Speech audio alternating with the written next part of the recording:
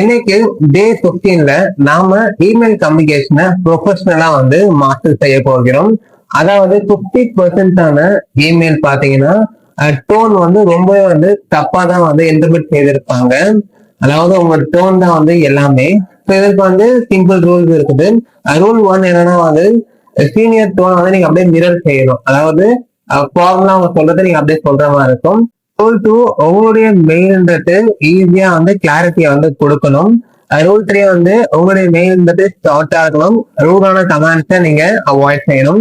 Please thanks இது போன்ற வேர்ட்ஸை பயன்படுத்தலாம்.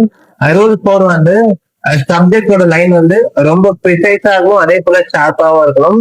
ரூல் 5 வந்து நீங்க சென்ட் பண்றதுக்கு முன்னாடி நீங்க அதை வந்து லவுடா வந்து படித்து பார்க்கணும். ஸோ இப்ப நீங்க அவங்க முன்னாடி பேசினா வந்து அவங்க எப்படி ஃபீல் பண்ணுவாங்க அதை வந்து நீங்களா வந்து வெப்சைட் போய் பார்க்க போறீங்க. அட்டாச்மெண்ட் பண்றீங்கன்னா அதை என்னன்னு மென்ஷன் செய்யுங்க. ரூல் 7 டெம்ப்ளேட்டை ரீயூஸ் பண்ணுங்க, உங்களோட டைம் வந்து அதிகமா சேவ் ஆகும். ரூல் 8 பாத்தீங்கன்னா உங்களோட டோன் வந்து சாஃப்டா இருக்கணும். ரூல் 9 பாத்தீங்கன்னா நீங்க க்ளோஸ் பண்றதுக்கு முன்னாடி அட்வான்ஸா வந்து அவங்கள தேங்க் பண்ணுங்க, அப்ப அவங்களுடைய ரெஸ்பான்ஸ் ரேட்ன்றது ஹையா மாறுது. ரூல் 10 பாத்தீங்கன்னா சிம்பிளான லாங்குவேஜ் வந்து நீங்க பயன்படுத்துறது இங்க அத்தியாவசியமா இருக்கு.